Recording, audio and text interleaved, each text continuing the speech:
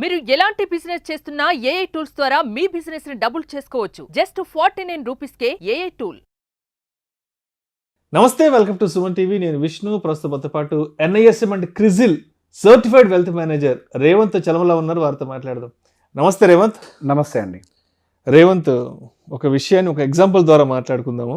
Sure. For example నేనే ఉన్నాను అనుకోండి. నా దగ్గర 1 కోటి 2 కోట్లు ఆస్తుంది, ఓకే, ఇప్పటి వరకు సంపాదించుకున్నది. ఓకే. బట్ నా నెక్స్ట్ టార్గెట్ ఏంటంటే ఒక 50 కోట్లు, ఒక 100 కోట్లకు చేరుకోవాలి. ఓకే. ఒక మంచి సంపద సృష్టించాలి.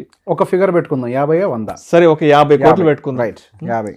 సో 50 కోట్లు పెట్టుకున్నాం కాబట్టి నా నెక్స్ట్ జనరేషన్స్కి నేను ఈ 50 కోట్లని అందించాలి అన్న నా టార్గెట్కి నేను రీచ్ అవ్వాలి అంటే, అంత సంపద సృష్టి జరగాలి అంటే నేను ఎటువంటి టార్గెట్స్ని ఫిక్స్ చేసుకోవాలి? ఎందుకంటే మీరు ఒక సర్టిఫైడ్ వెల్త్ మేనేజర్గా ఉన్నారు కాబట్టి చాలామంది క్లయింట్స్ని కలుస్తుంటారు. చాలామంది వచ్చి వాళ్ళ రిక్వైర్మెంట్స్ గురించి, వాళ్ళ ఆర్థిక ప్రణాళికల గురించి, వాళ్ళ టార్గెట్స్ గురించి, లక్ష్యాల గురించి మీకు చెప్తుంటారు. కాబట్టి సో ఇప్పుడు నన్ను ఒక ఉదాహరణగా తీసుకుంటే, 1 కోటి రూపాయలు ప్రాపర్టీ ఉన్న ఒక పర్సన్గా నెక్స్ట్ 50 కోట్ల రూపాయల సంపద సృష్టి జరగాలి అంటే నేను ఎటువంటి టార్గెట్స్ని ఫిక్స్ చేసుకోవాలి? ఓకే సార్, బేసిక్గా ఇప్పుడు మనం టార్గెట్స్ గురించి మాట్లాడుతున్నాం. ఇప్పుడు మీరు చెప్పిన దాంట్లో మీకు ఇంకొక 30 years టైం ఉంది అనుకుందాం వెల్త్ క్రియేషన్కి. సార్ మనం మిడ్ ఏజ్లో ఉన్న వాళ్ళం కాబట్టి ఇంకొక 30 yearsలో ఒక 50 కోట్ల టార్గెట్ని రీచ్ అవ్వాలనుకుంటున్నాం. సో బేసిక్గా అసలు మన టార్గెట్ ఐడెంటిఫికేషన్ అనేది కరెక్ట్గా ఉండాలి. ఓకే, మనం టార్గెట్ అనేది కరెక్ట్గా ఫిక్స్ చేసుకోకపోతే మీకు ఎఫిషియన్సీ ఉన్నప్పటికీ మీరు యాక్చువల్గా మీరు ఎంత చేయగలుగుతారో అంత చెయ్యరు.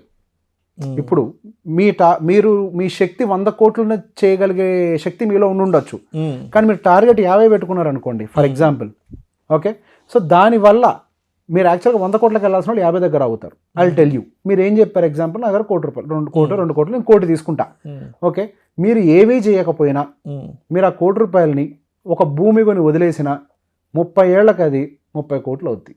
బా, ఇక్కడ మీ కష్టం ఏంటి? మరి ఇన్ని 30 సంవత్సరాలు ఖాళీ కూర్చుంటారా? లేదు.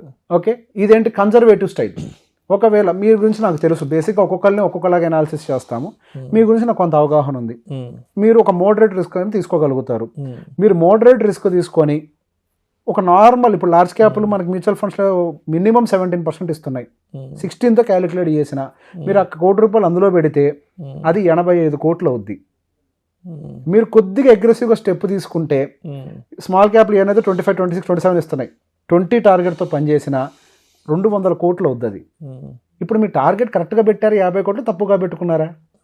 కరెక్ట్గానే మీరు 50 కోట్లే పెట్టుకున్నారు టార్గెట్. అంటే మీరు ఏం చేయకపోయినా మీరు ఇప్పుడు చెప్తుంటే 50 కోట్లు కాదు 100 కోట్లు పెట్టుకుంటే బాగుంది కదా అనిపిస్తుంది. 100 ఏంటండి, మీరు 20% వర్క్ చేస్తే 200 కోట్లు వస్తుంది మీకు ఆ 1 కోటి రూపాయలు.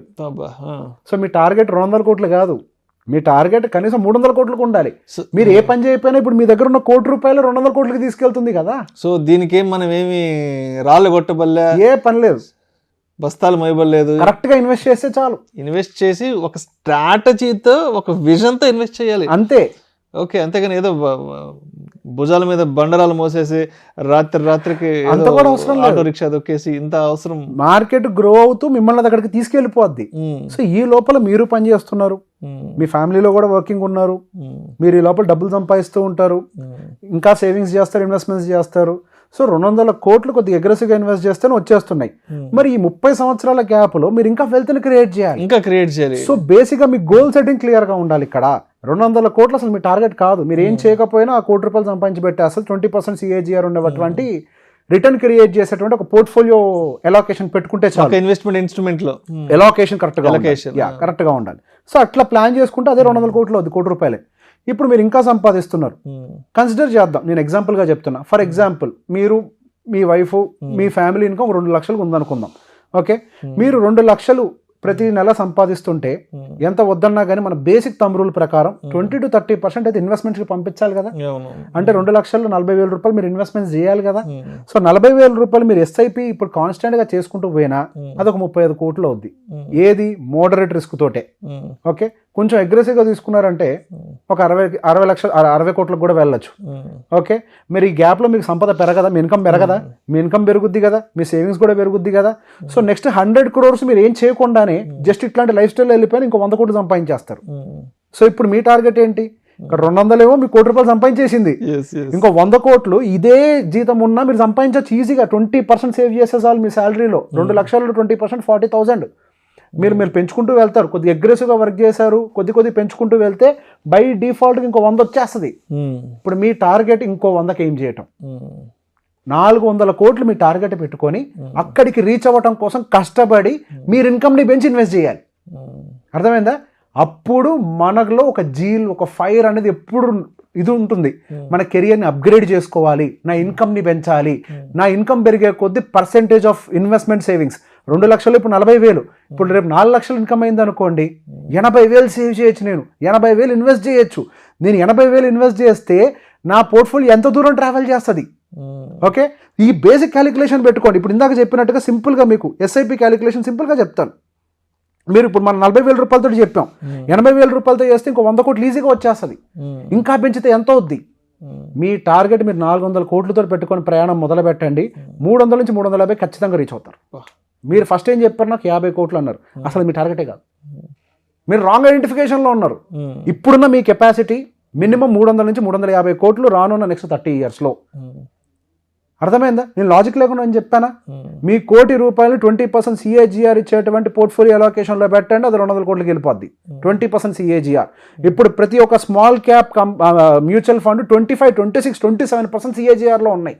28 టార్గెట్ చెప్తున్నా నేను, 25, 26లతో క్యాలిక్యులేట్ చేయట్లే. దాంతో పెడితే ఎక్కడికో పోద్ది.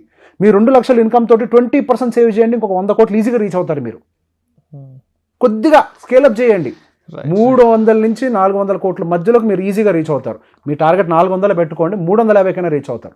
మీ టార్గెట్ ఎప్పుడు కూడా ఆకాశాన్ని దాటిపోవాలి. మన కంటికి కనిపించే ఆకాశం ఏంటి? మబ్బులు.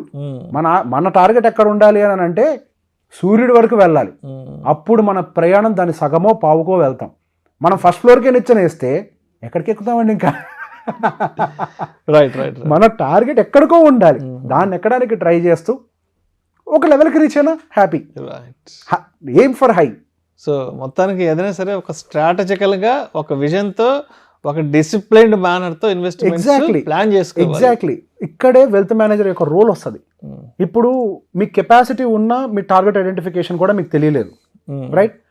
సో ఇఫ్ యూ డిస్కస్, ఇప్పుడు బేసిక్ ఏం జరుగుతుందంటే సార్, డిస్కషన్ చేసేటప్పుడు మీరు ఎవరితో చేస్తుంటారు? సహజంగా ఫ్రెండ్సో, రిలేటివ్సో, వీళ్ళతో చేస్తారు. నేను చాలాసార్లు ఈ ప్రశ్న చాలా మందిని అడిగిందే, మళ్ళీ అడుగుతా. ఇప్పుడు మనంతా డిస్కషన్ చేసి మన గత కొన్ని సంవత్సరాలుగా అదే ప్రొసీజర్ ఫాలో అవుతున్నాం కదా. 100 కోట్లు ఎంతమంది సంపాదించారు మన చుట్టుపక్కల? ఎందుకు సంపాదించలేకపోయారు? మీరు ఎవరితో డిస్కస్ చేస్తే అది పాసిబిలిటీ అవుతుంది. మీకు మీ దగ్గర ఉన్న ప్రెసెంట్ ఇన్కమ్ అండ్ ఇన్వెస్ట్మెంట్ పెట్టి నేను చెప్పాను 200-300 కోట్లకి రోడ్ మ్యాప్, ఏ కష్టం లేకుండా. మీరు రైట్ పర్సన్తో డిస్కస్ చేస్తే మీకు రైట్ రోడ్ మ్యాప్ క్రియేట్ అవుతుంది. ఆ రోడ్ మ్యాప్లో మనం వెళ్ళటానికి ఎసెట్ అలొకేషన్ ఎలా ఉండాలో తెలుస్తుంది. ఆ ఎసెట్ అలొకేషన్ని రెగ్యులర్గా రిస్క్ బ్యాలెన్సింగ్ చేసుకుంటూ వెళ్తే ఎంత దూరమైనా ట్రావెల్ చేయొచ్చు. మీరు నాలెడ్జ్ లేని వారితో ట్రావెల్ చేస్తే మీకు వచ్చేటువంటి రిజల్ట్స్ కూడా దానికి తగ్గట్టుగానే ఉంటాయి. ఇప్పుడు ఫైనాన్షియల్ ఎక్స్పర్టు, ఎనలిస్టులు ఏంటి, వాట్ ఈస్ దిస్ మీన్? ఇంతకు ముందు కూడా ఒక ఇంటర్వ్యూలో చెప్పాయి, ఆర్బీఐ గవర్నర్గా తీసుకెళ్ళి ఒక సాఫ్ట్వేర్ ఇంజనీర్ని కూర్చోబెట్టచ్చు కదా. ఆర్థికవేత్తను ఎందుకు కూర్చోబెడుతున్నారండి? Because he's expertise in his segment, right? ఇప్పుడు భారతదేశం ఆర్థికంగా ఎదుగుతుందా? ప్రపంచంలో ముందరికి వెళ్తున్నామా? మనం ప్రపంచంతో పోటీ పడుతున్నామా? అది ఎవరి వల్ల? మంచి ఆర్థికవేత్తలు ఉండబట్టి. అలానే వ్యక్తిగతంగా కూడా ఆర్థికవేత్త ఉండాలి. మీకు ఒక ట్రావెలర్ ఉండాలి మీతో పాటు.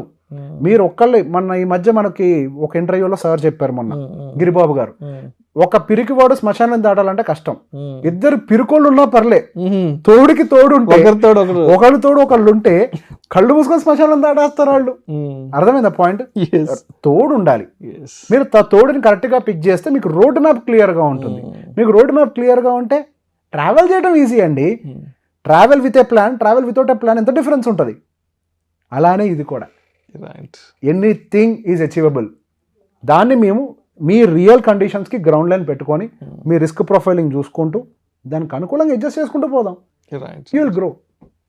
Thank you so much Revanth. Thank you అండి. పొదుపు పెట్టుబడుల అవగాహనపై రేవంత్ మరియు గిరిబాబు గారు కండక్ట్ చేసే వెబినార్ కోసం ఈ నెంబర్ కి కాల్ చేయండి. సుమన్ టీవీలో మీ పర్సనల్ అండ్ బిజినెస్ ప్రమోషన్స్ కోసం కింది నెంబర్ కి కాంటాక్ట్ చేయండి.